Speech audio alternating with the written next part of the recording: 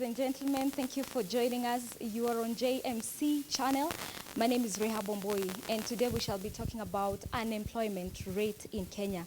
We're actually doing this production at the Vice Chancellor's office, Mount Kenya University. Joining me on this discussion is Dr. Vincent Gaitho, representing the University Council. He's also the Vice Chair of the University Council. I also have Professor Prof Wanderi. He's the Acting Vice Chancellor, Mount Kenya University, and also the CEO, Nation Media Group, Mr.Stephen Gitagama. Thank you, gentlemen, for joining me. And as I've said, we'll be talking about unemployment rate in Kenya. But we're doing this discussion at a time when Kenya has lost its former president, Moi. So I want to give you each a minute to pay your last respect. If we could begin with you, Mr. Gaitho. Thank you very much. My name is Dr. Vincent Gaitho. I interacted with Moi as a student when I graduated from my undergraduate, from my master's. And I remember very well when he came to this university and we awarded him on a degree. I was also honored to dress him up when he was getting the degree. So we say, wacha mzee apumzike. And familia iwe na nguvu. Thank you very much. Thank you, Professor Prof Wanderi. As the Vice Chair of the Council has indicated, the late President graced the inaugural graduation of this university in year 2009. And this goes into the records that nobody can erase. I think we can only honor him by trying to ensure that what you have mentioned about youth unemployment, we look for opportunities that can help the youth to get employment and wealth creation. And at Mount Kenya University, I'm very happy to say that the Board of Directors have established what we call the Graduate Enterprise Academy, a forum where the chair of the Board of Directors himself has agreed to be the patron. And he has all the time led a group of young people in creating wealth through Graduate Enterprise Academy. I suppose we can do more to support, put our hands together and help each other in ensuring that the youth get employment.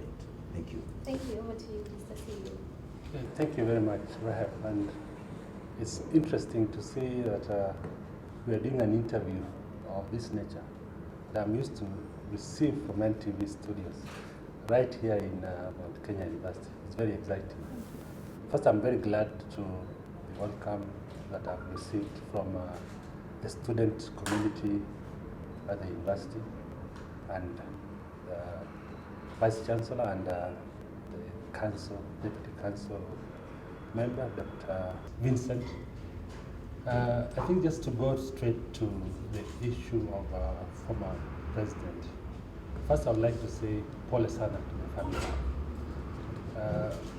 I would start by saying that the whole of my life as a student and even initial working life was around the president.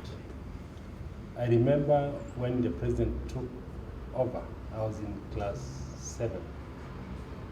And that first year, we started receiving school milk. So I feel that I never enjoyed the milk as I should have done because I only drank the milk for 1 year. Then, before we joined the university, the president had a program. President Moi had a program for NYS. We spent several months at Gilgit. That was a very significant thing because it laid a foundation to us and for most students when we joined, before joining the... participated in that? Exactly. It was very exciting because it created some discipline that might have dropped today. And then I remember him very well because, you know, he was present everywhere. There are positive things and there are certain things which might not be very negative, might not be very positive.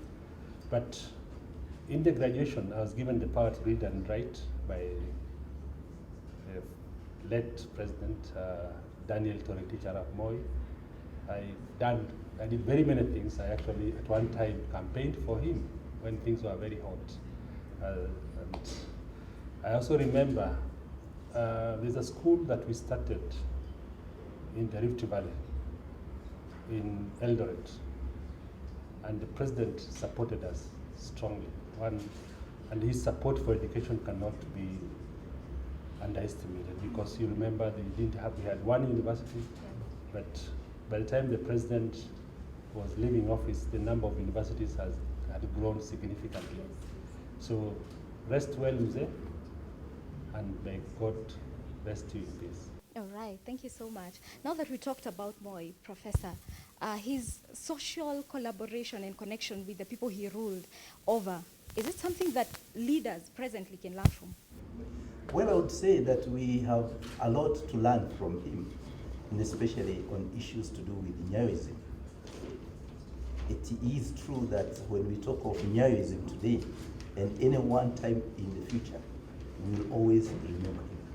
That's something that we all need to remember. It's a philosophy that goes into the history of this country, and it's lovely. Wow. We are used to leaders just saying things, but they don't do them. The late President Moi had a slogan of peace, love, and unity. And it's something he not just talked about, it's something he really exercised. What do you think leaders currently can emulate? President Moi ruled when we still had, he started his rule when we still had the Cold War, and that had a different environment. Today we are talking about, we have a globalized political landscape. And of course, peace is fundamental. Caring for each other is fundamental. And I think regardless of the times, issues of peace, issues of unity should be practiced throughout, regardless. And then the current leaders must embrace the same. The times are different, the constitution is different. What the constitution that the current president is working with is different from the constitution when Moi was the president. Yes. And therefore, the current leadership must embrace inclusivity. It must embrace and appreciate that the current citizen is more outspoken and pointing to his rights. Mr. CEO, most of the employers complain of half-baked graduates. What have been your experience as a CEO? I need to be very careful on this one, because you cannot talk of half-baked food and you are also eating the same food. I think there's a lot of room for improvement. I'll give you an example of what my own experience has been. The students we are getting from the universities today, quite a number of them are good, but there are also some who require a lot of work. There are some who actually lack depth. That's a significant issue.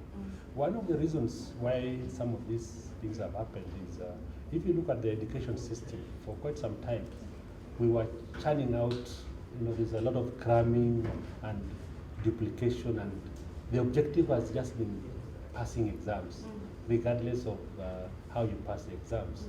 Some of our students just reproduce materials.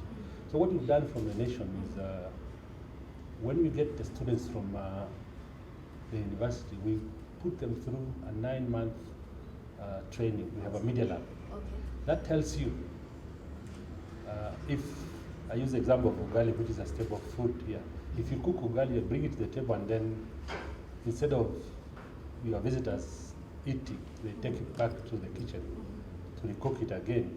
It means it's not fully cooked. Yes. So we have that challenge, and that explains why, if you look at some sectors like the medical sector, we've witnessed a number of silly errors. We've witnessed misdiagnosis, for example. That can be traced down to the training that we've given our students. Yeah? So it's both the student and the parents and the lecturers on the other side. But I go back to the society and request the society not to put a lot of pressure. The pressure we put on our students maybe leads to this kind of sort of what you are calling half-baked material.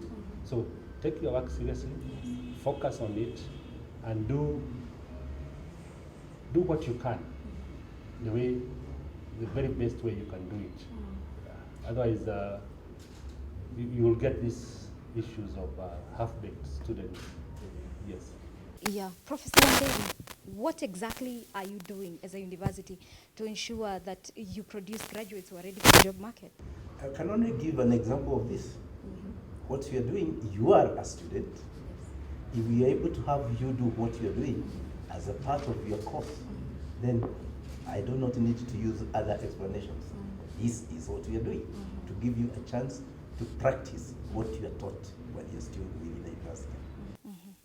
And the CEO mentioned the lab that we have at NationMedia. And one of the big four agenda of President Uhuru Kenyatta is industrialization. As a university, do you have an incubation for students and staff innovators? I wish to very well indicate that we have our own lab where we happen to take the CEO as our guest. And in addition to that, we have got such labs in every campus where this, for instance, this course is taking place. But we have got other programs that also require practicals, and we ensure that we have got enough and adequate facilities for students to be practically engaged. And in this way, we also combine these together with adequate opportunities for attachment and internships. Last week, we were celebrating a relationship with Bidco Africa Limited, where for quite some time now, over 4 years, we have been interacting very well. We even signed an MOU, but we had not formally launched it. So we wanted to remind the world that we've been adequately engaging our students through industry academia relationships, as well as through very adequately undertaken courses of training. Dr. Gaitho, last year, the World Bank said that about 900,000 opportunities have to be created for students and people who are coming into the job market. Do you think it's possible for Kenya? It is possible, but it will take quite a big effort to do. I believe that any one time when we introduce a student to any trade, the output should be the ability to do something. Our economies may not be growing at this rate that can absorb all the people we graduate. But the question is whether those that we graduate have basic skills to do what they can do when they get out. And I think what Professor had said earlier, the introduction of a graduate enterprise academy gives an opportunity for students in the university and those who have graduated to utilize their entrepreneurial skills. Because, of course, if you imagine everybody is back in school, even those who are in the office working, they are also students, either through digital platform or evening classes. So at the end of the day, the competition is high. Yes. So what you need to do is to make sure that the students who leave the university have an opportunity to practice whatever skills they have acquired. Yes. We may not employ all of them, but I would also imagine that it is necessary when academia and industry develop proper linkage. Because the industry can advise, can point out the skills they require, so that whatever programs universities are exposing the students to are related to what the industry expects. That is required. Thank you very much. Lastly, Mr. CEO, last year, about 7,000 citizens were laid off from their job opportunities. There are news and information that you're about to lay off some employees from your organization, and you're also about to relaunch QTV and QFM. What informed this decision, and don't you think it's going to stretch the unemployment curve even higher? Well, I think, let me start with the good news. The good news is we are actually in an advanced stage to relaunch our QTV. That means we'll have more people joining the labor market. There'll be more people who will be employed, and there are more people who will work for that new station. So that we are creating employment in that. The other thing you've talked about is the issue of employees being laid off or being retrenched or being declared redundant. The number of reasons why these things happen. You know, there are changes in terms of technology, there's the economic landscape, which requires that we keep refreshing our labor force. This is something which I think has been there all along. And when we come to do the organization and restructuring, we are very careful on who is affected. Is it the right decision? You don't just maybe send home a young person who has joined you the last 1 or 2 years. Maybe you look at those people who have worked for long, those people who can stand on their own when they leave employment. And you also allow them to, you don't allow them to leave empty-handed. You give them something that can help them go and start something else. It is not something I want to do every day, but sometimes when the business cannot support the structure that you have, you are forced to do it, but you don't want to do it every day. So we do it as a last resort. And some of these people, they just change status from being permanent employees to what you call variable employees. For example, we can allow you to become a freelance journalist. We can allow you to become a correspondent. Some of them have become suppliers. They remain part of the community. They don't leave us actually. We have a bigger community. They are big ambassadors because employees who have worked for us in the past have continued to serve us in one way or another. We don't abandon them. So when do we expect this relaunch to happen?